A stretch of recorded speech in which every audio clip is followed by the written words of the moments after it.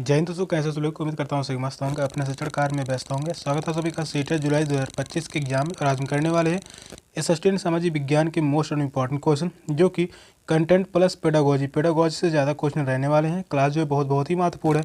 Channel पर जो भी नए हैं, चैनल को सब्सक्राइब कर लीजिए। चलिए समय को ना घुमाते हुए सीधा चलते हैं क्वेश्चन की तरफ। और आज का पहला क्वेश्चन है, उच्च प्राथमिक कक्षाओं को असमानता शिक्षण का सबसे प्रभावी तरीका निम्न द्वारा होगा। उन्हें संवैधानिक प्रावधानों के बारे में जानकारी देने द्वारा, भारत में दीनहीनों पर व्याख्या देने के द्वारा, विभिन्न वर्गों के बीच आय विविधताओं पर परियोजना देने के द्वारा, निर्धनता के स्वास्थ्य एवं आश्रय पर प्रभाव के ऊपर अवलोकन रिपोर्ट जमा करवाना। कौन सा ऑप्शन राइट है? शिक्षण से संबंधित क्वेश्चन है। क्वेश्चन जो है इंपॉर्टेंट है। क्वेश्चन कह रहा है, उच्च प्राथमिक कक्षाओं को असमानता शिक्षण का सबसे प्रभावी तरीका निम्न द्वारा होगा। तो वह होगा विभिन्न वर्गों के बीच आय विविधताओं पर एक परियोजना के द्वारा। थर्ड ऑप्शन राइट है, विभिन्न वर्गों के बीच आय विविधताओं पर एक परियोजना के द्वारा। नेक्स्ट क्वेश्चन है,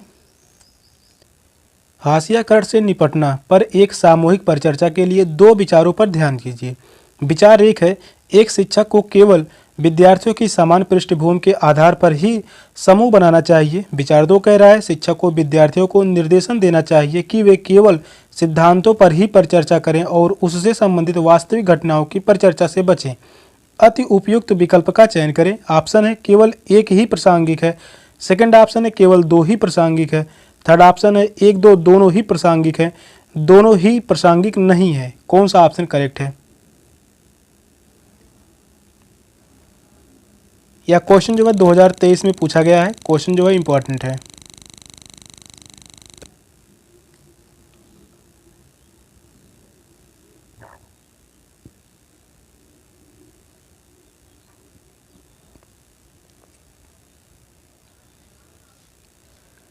हाशियाकरण से निपटना पर एक सामूहिक परिचर्चा के द्वारा दो विचारों पर ध्यान कीजिए।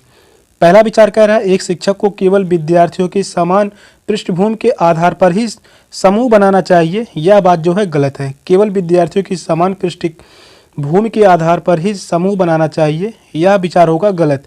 दूसरा विचार कह रहा है, शिक्षक को विद्यार्थियों को निर्देश देना चाहिए कि वे केवल सिद्धांतों पर ही परिचर्चा करें और उससे संबंधित घटनाओं की परिचर्चा से बचें। यह भी विचार गलत होगा। पहला और दूसरा दोनों ही विचार गलत हैं। फोर्थ ऑप्शन राइट है। पहला दोनों ही प्रासंगिक नहीं है।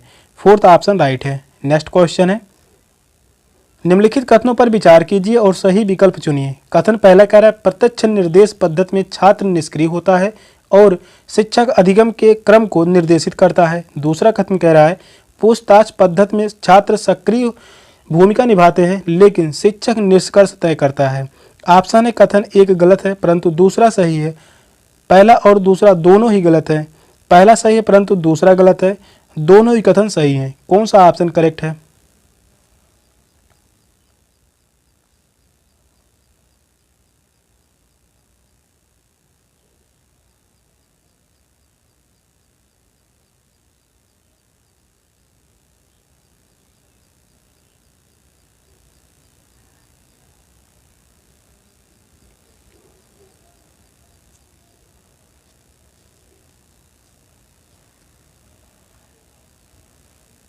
कथन पहला कह रहा है, प्रत्यक्ष निर्देश पद्धति में छात्र निष्क्रिय होता है और शिक्षक अधिगम के क्रम को निर्देशित करता है। पहला कथन गलत होगा।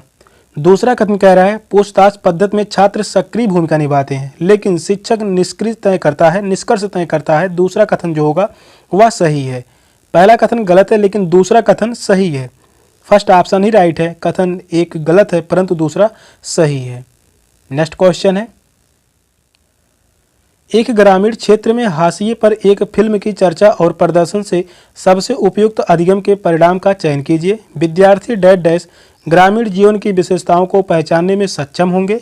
दूसरा कथन है, समझते हैं कि ग्रामीण क्षेत्र शोषण के स्थान है, जनचेतना को विकसित करने में सक्षम होंगे, हाशियाकरण तक ले जाने वाले घटकों को पहचानने में सक्षम होंगे। कौन सा ऑप्शन राइट है?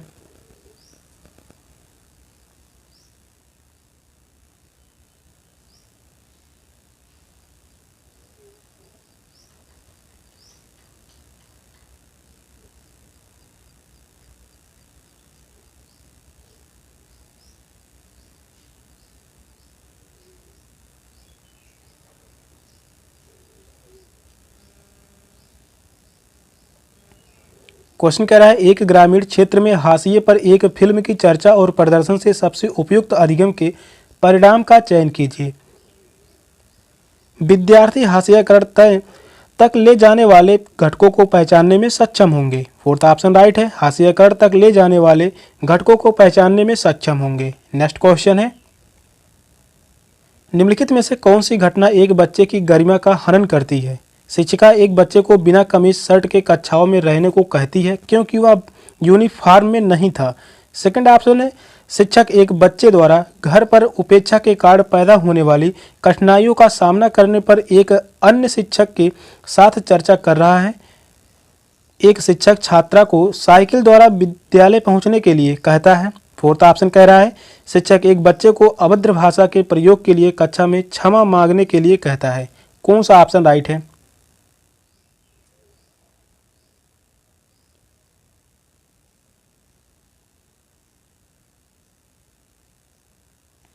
क्वेश्चन जो है इंपॉर्टेंट है, पेडागोजी से संबंधित क्वेश्चन है। क्वेश्चन बहुत ही महत्वपूर्ण है। क्वेश्चन कह रहा है कौन सी घटना एक बच्चे की गरिमा का हनन करती है? तो वह है शिक्षक एक बच्चे को बिना कमीज यानी शर्ट के कक्षाओं में रहने की कहती है क्योंकि वह यूनिफॉर्म में नहीं था। फर्स्ट ऑप्शन ही करेक्ट है। नेक्स्ट क्वेश्चन है, प्रारंभिक स्कूल के छात्रों को क्षेत्र भ्रमण फील्ड ट्रिप के माध्यम से स्मारकों के बारे में पढ़ाने के लिए निम्नलिखित में से कौन सा मानदंड प्रासंगिक है? पहला कथन कह रहा है इसे जिस स्मारक पर चर्चा हो रही है उससे संबंधित होना चाहिए, खर्चा कम होना चाहिए और अधिक दूर नहीं होना चाहिए। थर्ड कथन है इसे प्रत्यक्ष अनुभव प्रदान करना चाहिए। उपयुक्त विकल्प का चयन करें। केवल ए और बी सही है, केवल ए और सी सही है, केवल बी और सी सही है, तीनों ही कथन सही है, ए बी सी। कौन सा ऑप्शन राइट है?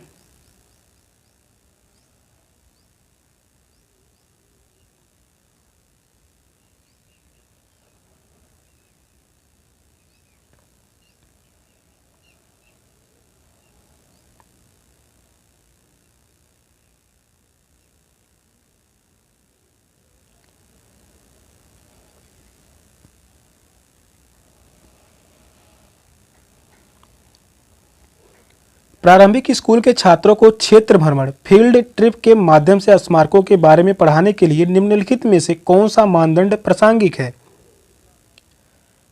इसे जिस स्मारक पर चर्चा हो रही है उससे संबंधित होना चाहिए। पहला कथन सही है। दूसरा कथन कह रहा है खर्चा कम होना चाहिए और अधिक दूर नहीं होना चाहिए, यह भी कथन सही है। तीसरा कथन इसे प्रत्यक्ष अनुभव प्रदान करना चाहिए, यह बात भी सही है। तीनों ही कथन सही है। फोर्थ ऑप्शन राइट है। ए बी और सी तीनों ही कथन सही है।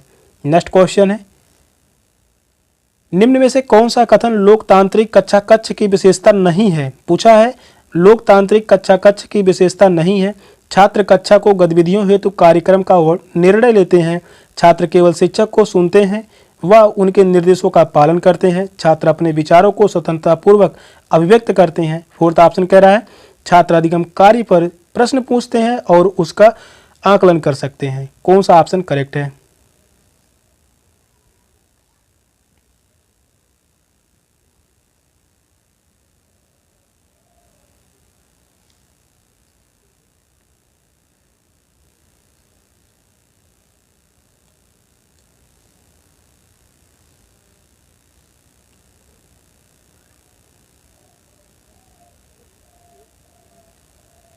कौन सा कथन लोकतांत्रिक कक्षा कक्ष की विशेषता नहीं है? यहाँ पर होगा छात्र केवल शिक्षक को सुनते हैं व उनके निर्देशों का पालन करते हैं, यह जो है लोकतांत्रिक कक्षा की विशेषता नहीं है। सेकंड ऑप्शन राइट है। छात्र कक्षा को गतिविधियों हेतु कार्यक्रम का निर्णय लेते हैं, यह जो होगा सही है। छात्र अपने विचारों को स्वतंत्रतापूर्वक अभिव्यक्त करते हैं, यह बात भी सही है। छात्र अधिगम कार्य पर प्रश्न पूछ सकते हैं और उनका आकलन कर सकते हैं, यह भी कथन सही होगा। सेकंड ऑप्शन राइट है क्योंकि यह गलत है। नेक्स्ट क्वेश्चन है, निम्नलिखित कथनों पर विचार कीजिए और सही विकल्प का चयन कीजिए। कथन पहला कह रहा है सामाजिक वास्तविकता के विभिन्न आयामों पर कक्षा में चर्चा के लिए सामाजिक विज्ञान अध्यापन के उपागम का मुक्त अंत वाला होना चाहिए। सेकंड कथन है सामाजिक विवाद के मामलों पर कक्षा में चर्चा नहीं करनी चाहिए क्योंकि छात्रों को इसे समझने में कठिनाई हो सकती है। ऑप्शन है कथन एक सत्य है परंतु दूसरा असत्य है। कथन एक और दोनों असत्य हैं। थर्ड ऑप्शन है कथन एक असत्य है परंतु दूसरा सत्य है।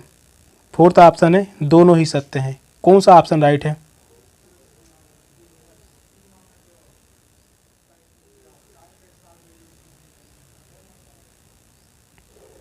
क्वेश्चन जो है इंपॉर्टेंट है।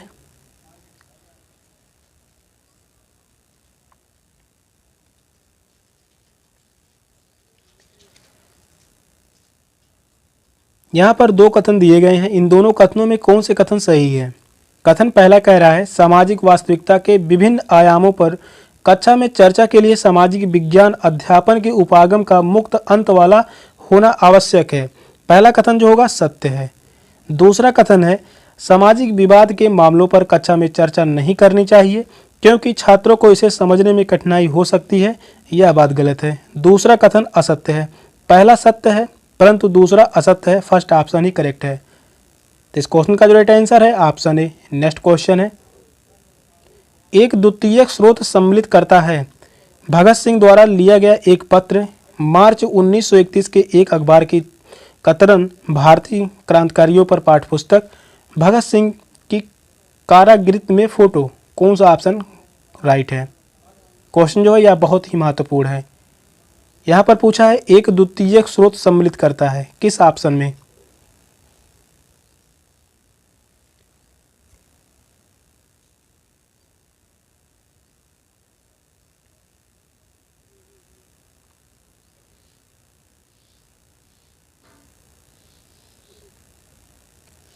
पूछा है एक द्वितीयक स्रोत सम्मिलित करता है तो वह है भारतीय क्रांतिकारियों पर पाठ्यपुस्तक। या जो है द्वितीयक स्रोत का उदाहरण होगा भारतीय क्रांतिकारियों पर पाठ्यपुस्तक भगत सिंह द्वारा लिखा गया एक पत्र। या जो होगा प्राथमिक स्रोत। या जो होगा प्राथमिक स्रोत। यहाँ पर भी प्राथमिक स्रोत होगा मार्च 1931 के एक अखबार की कतरन भगत सिंह की कारागृह में फोटो। ये सभी क्या है? प्राथमिक स्रोत है। द्वितीयक स्रोत है भारतीय क्रांतिकारियों पर पाठ्यपुस्तक। नेक्स्ट क्वेश्चन है एक छात्र की सांस्कृतिक पूंजी बनी होती है परिवार की शैक्षिक पृष्ठभूमि से, ऐसे ऐतिहासिक स्थानों से जहां अधिगमकर्ता ने भ्रमण किया हो, ग्रामीण एवं शहरी स्थानों में वित्तीय परिसंपत्तियों से। फोर्थ ऑप्शन है कोविड-19 महामारी के दौरान डिजिटल उपकरणों की उपलब्धता से। कौन सा ऑप्शन करेक्ट है? जितने भी क्वेश्चन लिए गए हैं बहुत ही महत्वपूर्ण क्वेश्चन है, पेडागोजी से संबंधित सभी क्वेश्चन है। यह क्वेश्चन जो है 2022 में पूछा गया है। क्वेश्चन कह रहा है एक छात्र की सांस्कृतिक पूंजी बनी होती है, किससे बनी होती है? परिवार की शैक्षिक पृष्ठभूमि से। एक छात्र की सांस्कृतिक पूंजी बनी होती है परिवार की शैक्षिक पृष्ठभूमि से। फर्स्ट ऑप्शन ही करेक्ट है। नेक्स्ट क्वेश्चन है सामाजिक विज्ञान में विद्यार्थियों के आकलन की जरूरत क्यों है? समाज में अनुशासन बनाए रखने के लिए, विद्यार्थियों की समझ और क्षमताएं जानने के लिए, विद्यार्थियों से गृह कार्य पूरा करवाने के लिए, विद्यार्थियों को परीक्षा के लिए तैयार करने के लिए। कौन सा ऑप्शन करेक्ट है?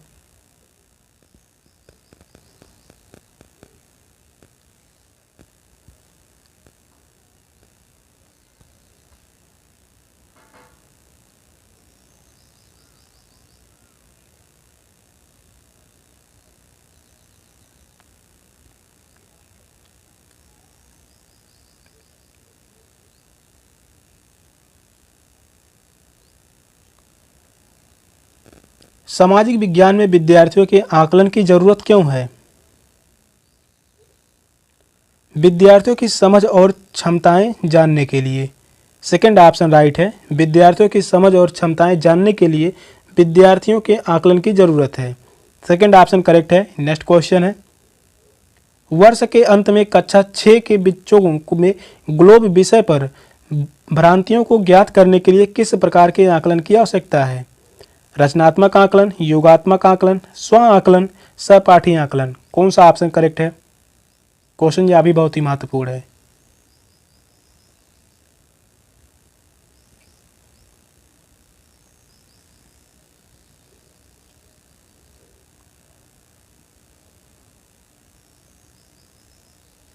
क्वेश्चन कह रहा है वर्ष के अंत में कक्षा 6 के बच्चों में ग्लोब विषय पर भ्रांतियों को ज्ञात करने के लिए किस प्रकार के आकलन की आवश्यकता है? तो वह है रचनात्मक आकलन। फर्स्ट ऑप्शन करेक्ट है, रचनात्मक आकलन। नेक्स्ट क्वेश्चन है, निम्नलिखित प्रश्नों में से कौन सा प्रश्न विद्यार्थियों की विवेचन क्षमताओं का पता करना चाहता है? फर्स्ट ऑप्शन है, भिन्न भिन्न स्थानों पर वनस्पति की सघनता और प्रकार में भी परिवर्तन होता है, क्यों? उष्णकटिबंधीय सदाबहार वन में आमतौर पर पाए जाने वाले दो दृढ़ काष्ठ वृक्षों के नाम बताइए। शंकुधारी वन के उपयोग का वर्णन कीजिए। कंटीली झाड़ियाँ कहाँ पाई जाती हैं? कौन सा ऑप्शन करेक्ट है?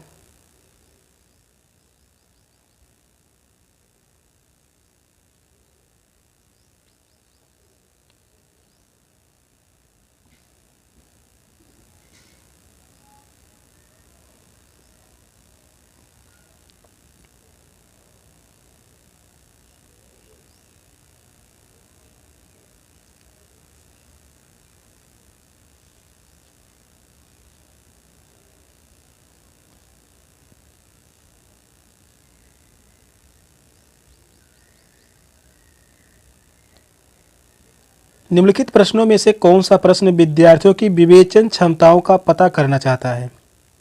विवेचन क्षमता, जहां पर अनेक उत्तर होंगे। पहला ऑप्शन करेक्ट होगा, भिन्न भिन्न स्थानों पर वनस्पति की सघनता और प्रकार में भी परिवर्तन होता है, क्यों? तो यहाँ पर अनेक उत्तर होंगे। उष्णकटिबंधीय सदाबहार वन में आमतौर पर पाए जाने वाले दो दृढ़ काष्ठ वृक्षों के नाम बताइए। तो यहाँ पर जो आंसर होगा सिर्फ यही बताना है कि दो दृढ़ काष्ठ वृक्षों के नाम। शंकुधारी वन के उपयोग का वर्णन कीजिए। तो यहाँ पर सिर्फ और सिर्फ उपयोग का वर्णन करना है। और कंटीली झाड़ियाँ कहाँ पाई जाती हैं? यहाँ पर जो होगा एक ही उत्तर होगा। फर्स्ट ऑप्शन करेक्ट है, जिसमें अनेक उत्तर हैं। नेक्स्ट क्वेश्चन है, एक सामाजिक विज्ञान शिक्षिका अपने छात्रों को अधिकारों के बिना जीवन विषय पर अपने विचार लिखने को कहती है। कार्य खत्म करने के बाद छात्र अपने लेख अपने सहपाठियों के साथ साझा कर सकते हैं और उसमें सुधार की चर्चा करते हैं। यहाँ पर शिक्षिका कौन सी आकलन रणनीति का इस्तेमाल कर रही है? सहपाठी आकलन, समूह आकलन, स्व आकलन, पोर्टफोलियो आकलन। कौन सा ऑप्शन करेक्ट है? क्वेश्चन जो है बहुत ही इंपॉर्टेंट है।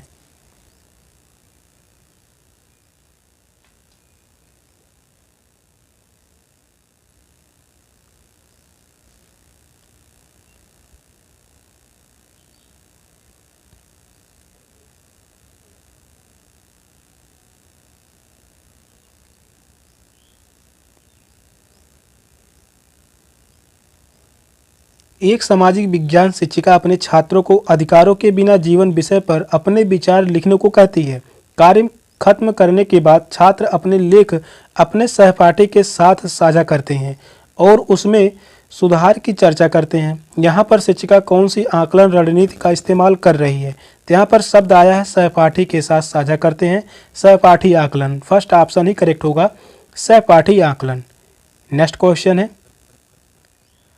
पृथ्वी पर दिन रात बनने की समझ हेतु निम्न में से कौन सी अवधारणा आवश्यक है? आपतन, घूर्णन, परिक्रमण, पृथ्वी का अपने अक्ष पर झुकाव। कौन सा ऑप्शन करेक्ट है? यह क्वेश्चन जो है काफ़ी बार पढ़ाया जा चुका है, क्वेश्चन इंपॉर्टेंट है।